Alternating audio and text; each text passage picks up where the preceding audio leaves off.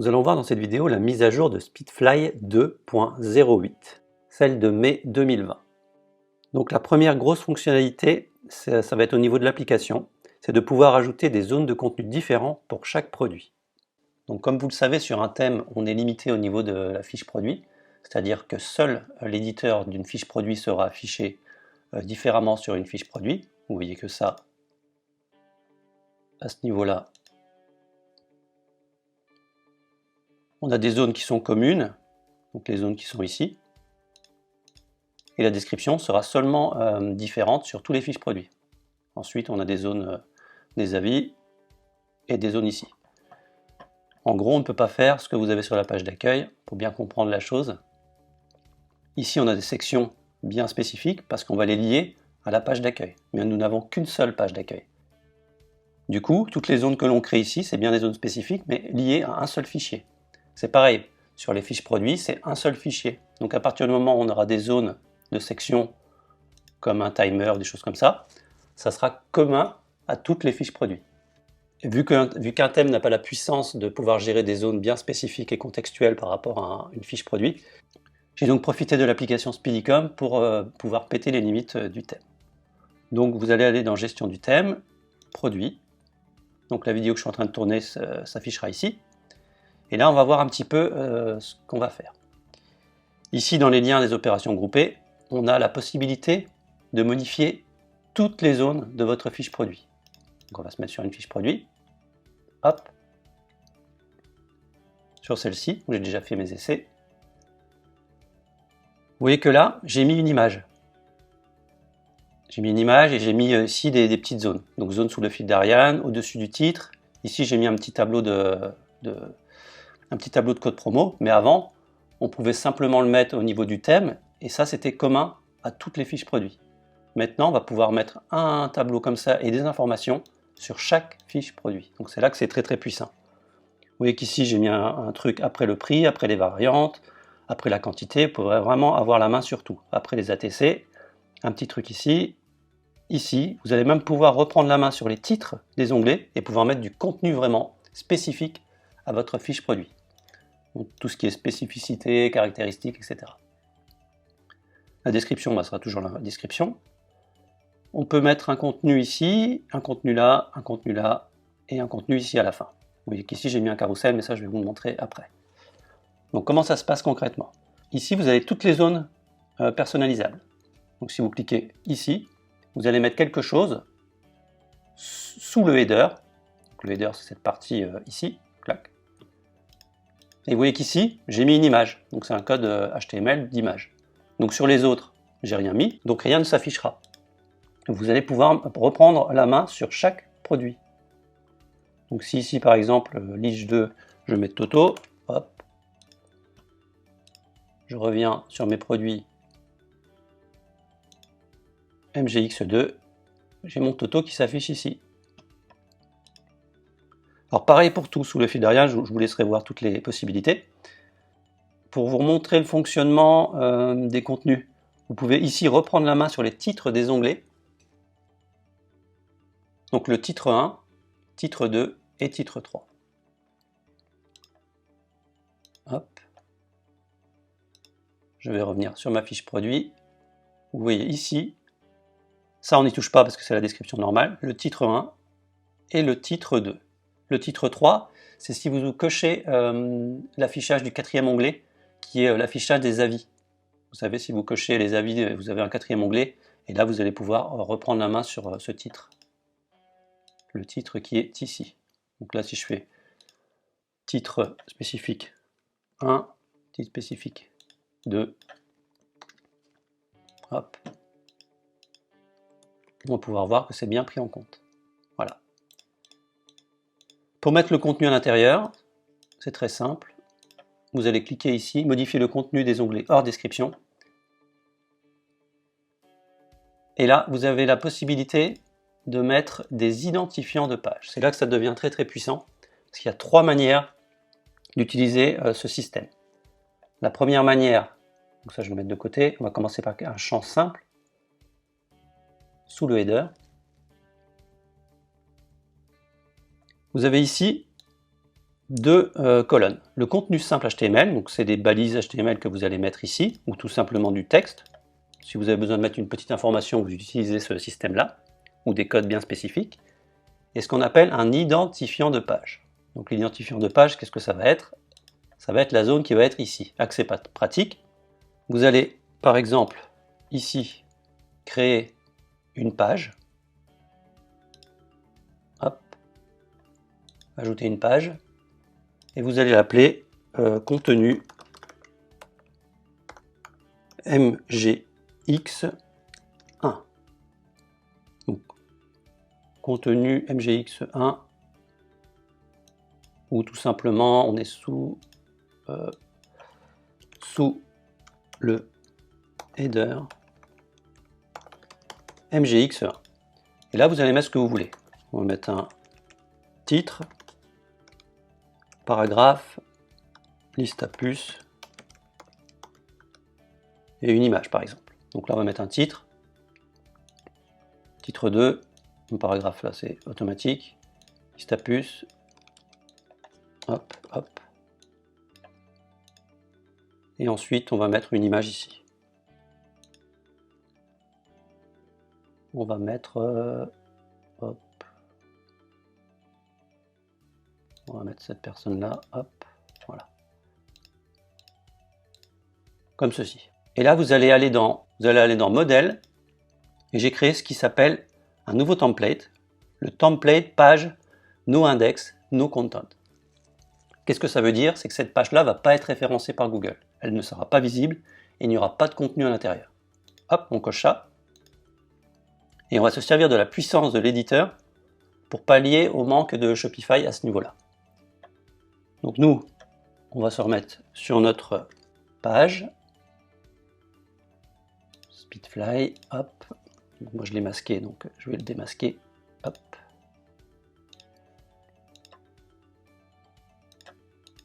On revient. On va pouvoir s'apercevoir que notre identifiant est ici. Donc on va le copier. On va revenir sur l'identifiant de page ici. Donc ça, on va l'enlever. On va mettre l'identifiant. Donc on a fait, en cochant ici, on a copié l'identifiant. On fait CTRL V ou commande V. Et on enregistre. Et qu'est-ce qui va se passer maintenant? C'est qu'à ce niveau-là, on va avoir notre titre, notre image, notre paragraphe et notre liste à puces. Donc là, si vous avez des problèmes de décalage, pour moi, je pars du principe que cette zone-là va être une zone entière pour pouvoir mettre une belle bannière. Donc l'exemple aurait été mieux en le mettant ailleurs. Hop. Sur zone sous le carrousel. Hop, j'enlève ça et je mets l'identifiant ici. Et j'enregistre. Du coup maintenant, en dessous du carrousel, on va avoir cette zone. Donc il y a ces deux manières. Un petit là, vous voyez que au-dessus du titre, j'ai mis quelque chose de simple, une petite information, donc c'est pratique. Et si vous voulez quelque chose de plus puissant, vous pouvez utiliser la puissance des pages. Il y a également quelque chose de très très balèze, c'est de profiter des sections spécifiques de la page d'accueil pour pouvoir prendre le contenu, donc le contenu HTML, pour pouvoir le coller sur certaines zones. Donc on va voir ça tout de suite. Là on est sur la page d'accueil. Vous allez aller dans Afficher, si vous êtes sous Chrome, Options pour les développeurs, Outils de développement. Vous voyez que ça s'ouvre, une petite fenêtre ici. Ce que vous allez faire, c'est que vous allez cocher sur la petite icône ici, le carré avec la flèche dedans. Vous allez sélectionner la zone que vous voulez, donc par exemple image et texte. Hop. Vous allez revenir ici et fermer. Vous allez trouver l'identifiant là. Donc vous allez avoir quelque chose comme ceci. Vous voyez que quand vous passez dessus, ça se met en surbrillance. Là, vous mettez dessus, vous faites clic droit, copie outer HTML. Attention, bien le outer HTML. Et là, vous cliquez dessus. Donc ça va le copier. Vous retournez dans la zone que vous voulez. Donc nous, on va mettre ça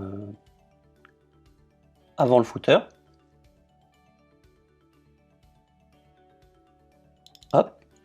Bon, moi j'ai déjà mis quelque chose, et vous allez vous servir du contenu HTML simple pour mettre totalement cette zone.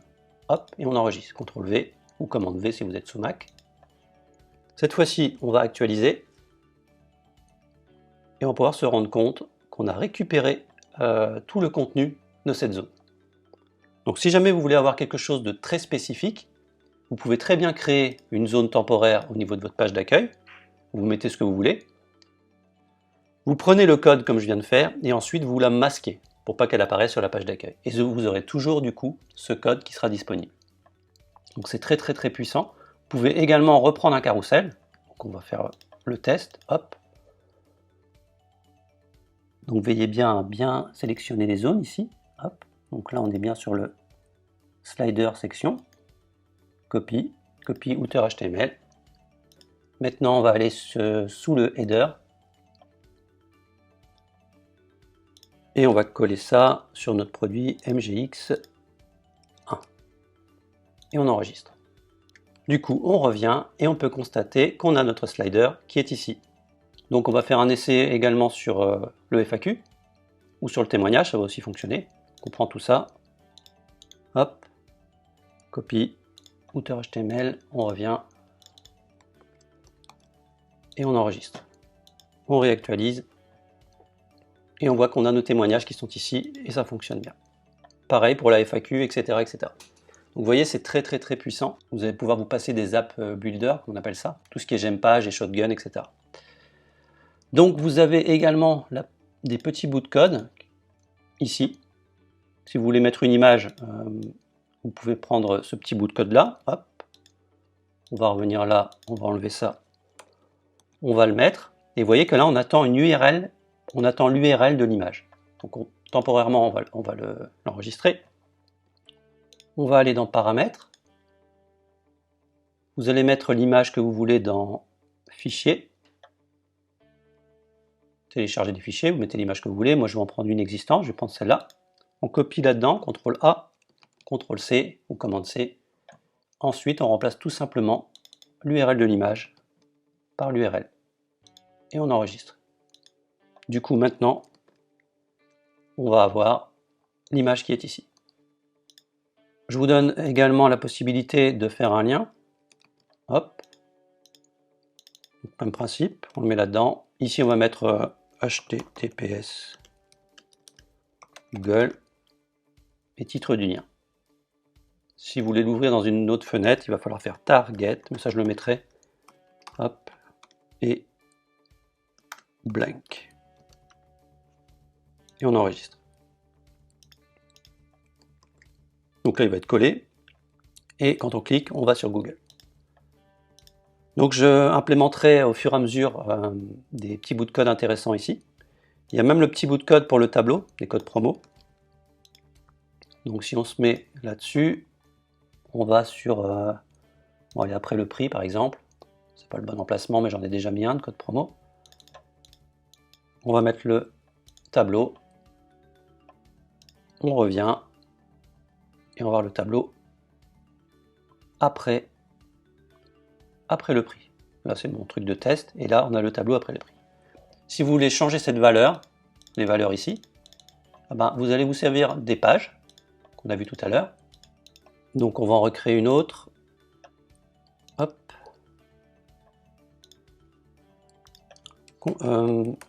MGX. Après, vous le nommez comme vous voulez. Hein, MGX1.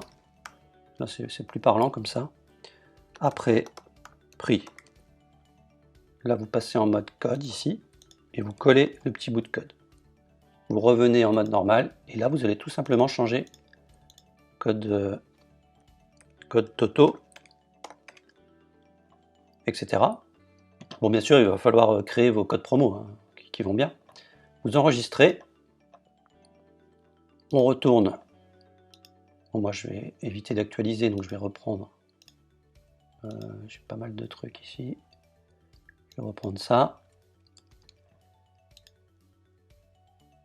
Je vais aller ici. Et je vais copier l'identifiant de la page. Et j'enregistre. Qu'est-ce qui va se passer maintenant? c'est que les contenus est dans la page et on voit qu'ici, j'ai bien la modification code Toto. Pas celui-ci parce que c'est un code que j'avais mis générique. Et si on va sur les autres pages, vous voyez que les modifications n'ont pas été faites. Donc vous allez pouvoir faire ça sur toutes vos pages. Alors une autre fonctionnalité aussi, c'est de pouvoir ajouter des images différentes pour mobile sur le carrousel de la page d'accueil. Donc c'est cette zone ici. Vous savez, là on a un format panoramique, horizontal, et sur mobile, il est important des fois d'avoir quelque chose de plus carré, ou alors quelque chose de plus vertical. Donc j'ai donné la possibilité de le faire, donc on va aller personnaliser tout ça.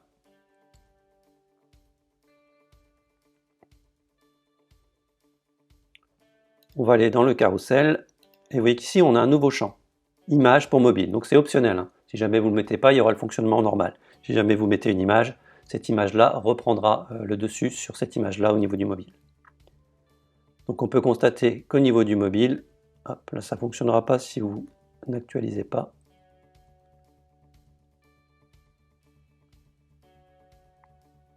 Voilà, vous voyez que c'est plus carré, parce que j'ai choisi une image plus carrée. Et ici, vous voyez que ça reprend l'image, parce que j'ai pas mis la troisième image. Alors si je fais le test, j'actualise, on a bien une image carrée, là aussi, mais pas là.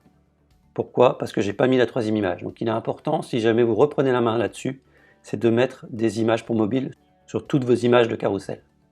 Alors maintenant on va passer à une option, pouvoir administrer la balise Maintenant on va passer à une option, pouvoir administrer la balise métadescription des pages listes, des collections et collections. Donc c'est un manque de Shopify, on n'a pas la possibilité de pouvoir modifier le descriptif et les métas des pages suivantes. Donc les collections.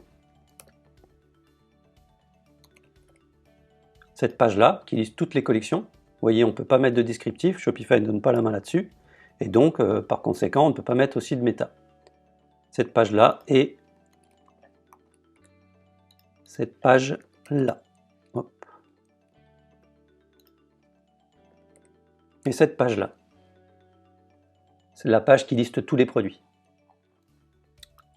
Donc pour pallier à ce problème, j'ai rajouté dans Paramètres de thème, SEO gestion avancée, deux petits champs ici où vous allez pouvoir reprendre la main sur les méta, la métadescription. Vous voyez qu'ici, si on affiche le code source, on fait description. La métadescription, c'est découvrir toutes nos collections. Le title, ça va automatiquement être collection et le nom du site, donc ça c'est automatique. Mais pour la méta, vous pouvez les renseigner ici. Pareil pour la page collection all. Donc encore une fois, on essaie d'optimiser à fond le SEO. Ensuite, c'est une amélioration, rajout de 5 templates de collection. Alors oui, il a été demandé de pouvoir mettre plus de pages à ce niveau-là.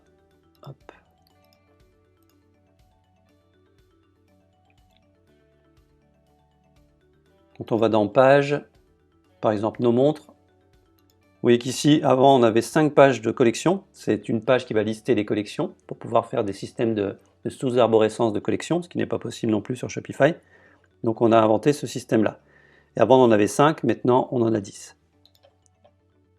Alors, une autre amélioration, ajout d'une section aller plus loin pour un accès rapide aux ressources. Alors ça, c'est au niveau de la personnalisation. Vous voyez qu'ici, maintenant, on a un nouvel onglet, lien rapide, qui permet de pouvoir accéder aux différents liens utiles.